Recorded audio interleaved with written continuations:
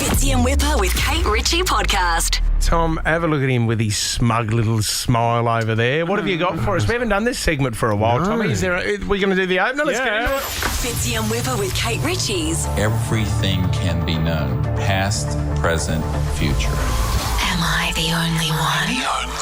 Are you the only one wearing a hand-knitted scarf with a pop collar today? Yeah, well, thank you so much for the opportunity to wear. I've got a box in front of me. Kate, you haven't done this before. No, I haven't. I'm intrigued. I mean, the music is it's so captivating. And smash that box open. Come on. So I've got this box in front of me. Now, inside there's a question that was submitted by one of our listeners. Okay. Sent to us on our Instagram page. They DM'd us. Yeah. And he wants to know if he's the only one listening right now who this has happened to. Wow. Let's pull it out of the box. Oh. Am I the only one who has died for 20 minutes? What? Oh, what? That is a huge question to ask, and it came from Phil, who joins us on the line now. Phil, are you there? Yes, I am, guys. Fitzy, Whipper and Kate, I believe. How are you? Hey, Phil, thanks for joining Phil. us. Filthy Phil. Phil, if I'm correct, this happened not that long ago. Oh, it was last year, November, but yeah, it's not that long. No. Back at it now. Time flies. Time flies when you're dead. How long were you actually dead for, Phil? From where to go, 28 minutes, but that's in and out. Back after the paramedics arrived, and they told me son that I was okay, but he reckons that they just done that to reassure him because they were still getting the defib and pumping me chest a bit afterwards, so they got me into the ambulance and onto the hospital. 28 minutes. Tell us what happened just before that 28 minutes started. How did you actually die? I had a cardiac arrest caused by an aneurysm on the artery wall. Oh, my God. I was playing basketball, doing my thing up and down the court, running around. No signs, no symptoms. Apparently, like they say, I just dropped. Wow, like white men can't breathe. Oh, what? Which was a Blink of an sequel. eye. Blink of an eye, guys. A sequel that never took off. Yeah, and who was there with you at the time? Did you have a team or you were just like doing drills on your own? No, we were playing a game. It was an actual game. Yeah, my son was scorekeeper. He scorekeeps for our team. Oh, so he was there. Yeah, he was there. Yeah, he trained Triple O. Smartest thing he's ever done. Who was the one person that did keep it going, that kept you alive before the ambulance got there? A nurse that come rushing over from one of the other courts that was playing basketball, an off-duty nurse. Wow. She started the procedure, and then I think she got a few others. Because it's quite hard work, isn't it? Rotating it around. Phil, can I ask, when you'd passed away, what did you see? Was the light there? Were you told to go back? Talk us through what it was like being dead. That's the one everyone wants to know. My answer is I always say, look, I use the term a bit out of body. Right. But, no lights, no angels. So you were looking back at yourself, Phil? Standing there watching it all, like watching a movie. Oh, maybe directing my God. traffic, telling everyone. One of the big things that I recall after I woke up, and also it sticks in my head, that I was like standing there, Josh, what are you doing on your phone? Get off it, phone Triple O. That's to my son because he's always on his phone. Oh, my gosh. Was there a sense of fear?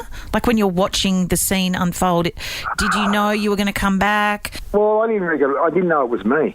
My vision says that I didn't know it was me. And, look, there's the nurse coming over. Okay, the paramedics is here. It's all good. I can go and leave it in everyone's hands now. But that's like the Sixth Sense. He doesn't know that he's dead. Oh, that's a made-up movie. Yeah, but he doesn't know that he's dead. I don't think it's anything like Phil's It's story. exactly like Phil's it's nothing story. like Nothing to it. do with it. Oh, my God. Since having an experience like this, what are you doing differently? Like, how has it changed your life? Not just the health stuff, obviously, like, I've got to do a bit more of this and a bit less of this, but how has it changed your mindset? Mindset, I'm feeling a bit blessed, guys. Yeah, so you should be. So I'm feeling a bit like, well, hey, listen, it's 50 minutes of basketball time. That could have happened anywhere. Yeah. There's got to be someone up there looking after me.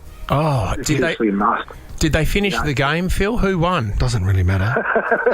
Actually, I think you're the winner. you're the first guys that asked that question. I was all up at that time. I think we're up by about 14 to 10 or something. So the game went down.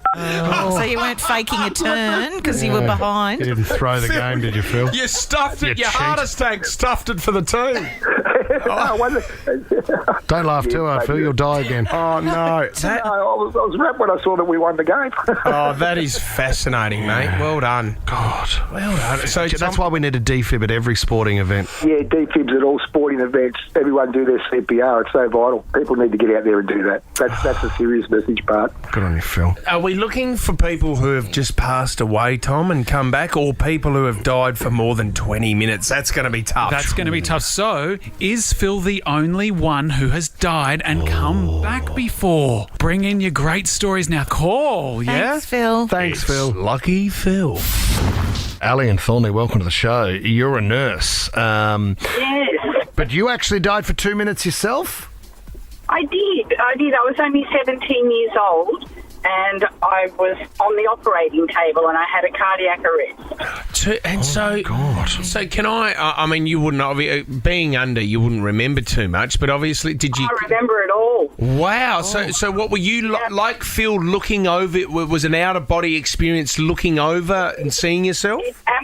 It absolutely was. When he was talking, I was smiling because I don't know anybody else that this has happened to, and it was exactly the same. Although I was looking down on the seat, but I had no sensation of floating or anything like that. I could see and hear everything that was happening, and the unusual thing about it that I realised later was I was completely calm. I was just, I guess you could say, mildly curious watching everything going on. Well, that's what Phil said. It was really almost like it wasn't him that he was looking at. Is that how you felt? No, I knew it was me watching, but I do know it was me on the table too. It was just the whole thing was.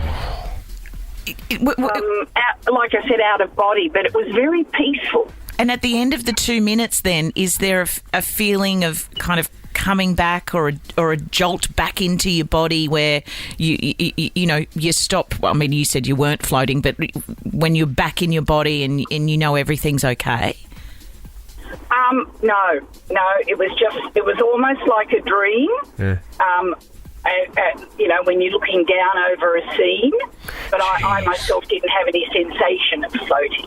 Ali, why were you on the table? I was having an operation. Well, do you know whose fault it was? Was it the anaesthetist, or what was it, Ali? No, well, this is back in 1973, and open disclosure wasn't a big thing then. Nobody told me. No. And, they told my mother, and my mother said, well, don't tell her. And it wasn't. I was back at the surgeons in 6 weeks having a checkup.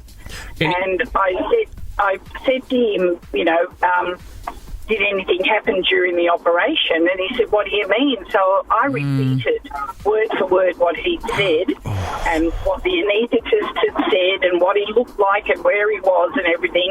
And he was absolutely gobsmacked. And he said, well, you had a cardiac arrest. Yeah, but so when you're saying that you repeated back what the doctor said, were they having a conversation about the fact that you were dying or you? Well, no. I actually can't say what the surgeon said because he was swearing. Yeah. But in amongst it was no, oh no, and that sort of thing. Oh my God! This is unbelievable, Ali. Because I was going to ask you. I mean, there was conversations, but you can't recall anything that they were saying. But you can remember word for word what they were saying, and that he would have been in shock. The doctor, when you told him, he was. Yeah, and probably a bit worried.